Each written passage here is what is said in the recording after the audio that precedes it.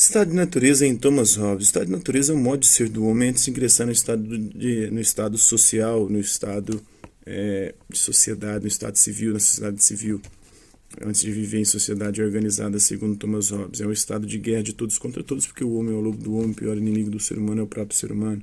Os direitos naturais, o único direito natural, segundo Thomas Hobbes, é o da autopreservação, da procura do que é necessário como para a vida e de fazer justiça com as próprias mãos. O contrato é um instinto de conservação que leva o contrato, o pacto entre os súditos, porque não há cidadãos, não há direitos, que provoca a saída do estado de natureza, que é o estado de guerra de todos contra todos, e instaura aí a sociedade civil, o estado social, que é, portanto, um estado artificial. É uma paz tática para poder impedir com que a gente se mata, se destrui, se rouba e garantir o mínimo de paz e segurança. No Estado social, o poder político funda-se no arbítrio, no governante, no Estado, no poder privado, que é igual ao poder público. A soberania, ele defende uma espécie de absolutismo, um poder absoluto concentrado no Estado, não nas mãos dos reis, porque pode ser a configuração não necessariamente absolutista nas mãos de um rei. Absoluta, ilimitada, despótica, detém todo o poder, não sujeita a nenhuma lei, sem necessidade de prestar contas para os súditos.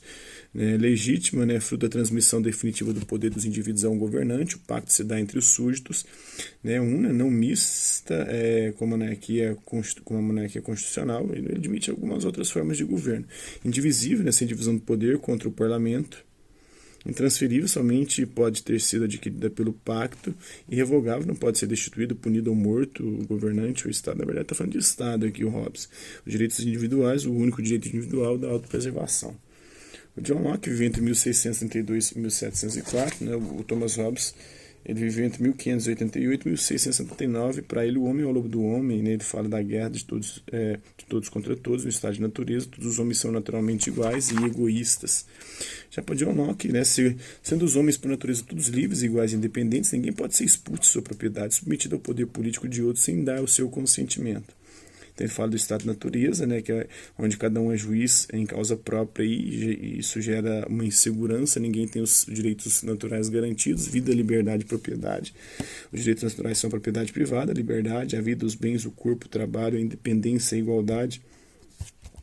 Ele fala do contrato social. O contrato social que provoca a saída do ser humano do estado de natureza, que é um estado de insegurança, do estado natural, é a instalação da sociedade civil, é a busca da segurança, do conforto, da paz, garantindo aí a propriedade privada. Na sociedade civil, que é a sociedade política, o poder político de origem parlamentar funda-se nas instituições, que é o poder público é diferente do poder privado aqui. A soberania, enquanto a soberania para Hobbes estava no poder absoluto do Estado, ou do governante. Para ele aqui a soberania é uma soberania liberal, do liberalismo. Restrita, não deve intervir na economia, mas apenas na segurança e defesa dos direitos individuais. Legítima, fruto do consentimento dos cidadãos através do pacto firmado livremente entre os membros da sociedade. É divisível, vários poderes. Tem o legislativo, que é o poder supremo, o executivo, o federativo, réu, exteriores, religioso.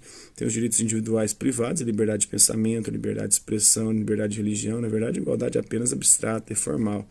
A insurreição é um direito também, o poder é um truste, a confiança, a iniciativa econômica, a propriedade privada. E tem o Jean-Jacques Rousseau, que viveu de 1712 a 1778, suíço, mais radicado na França. Para ele o homem nasce livre, por toda parte ele encontra-se escravizado a ferros.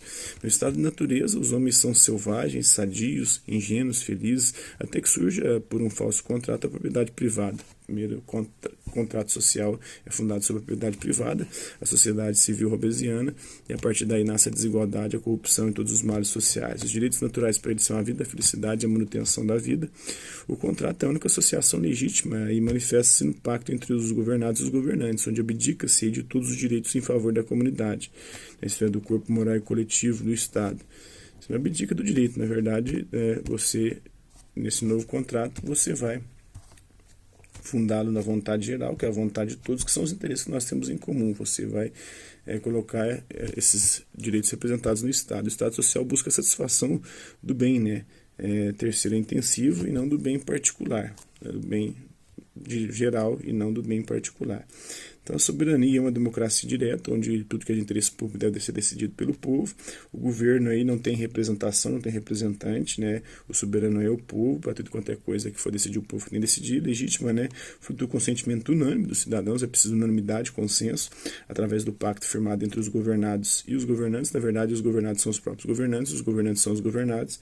É indivisível, não se pode tomar o poder separadamente, é inalienável, não pode ser retirado do povo, ninguém pode representar ninguém, porque o único representante dos seus interesses é você mesmo, e só pode se tornar lei aquilo que for de interesse comum. A soberania de todos logo exige a submissão dos governantes e dos governados à vontade geral. O povo soberano é constituído ao mesmo tempo por cidadãos enquanto ativos e súditos enquanto passivos. Então é isso aí, isso é um pouco da filosofia política dos contratualistas modernos, que eles partem da análise do homem no estado de natureza, no estado antes de viver em sociedade, antes de viver em sociedade organizada, sociedade civil, criarem o Estado, para ingressar na sociedade civil, criarem Estado civil, e por meio de um contrato social eles fazem isso, que é um pacto artificial, um pacto social. Espero que vocês tenham compreendido, que eu possa ajudá-los. Por hoje é só. Hasta la vista, babies. Até a próxima.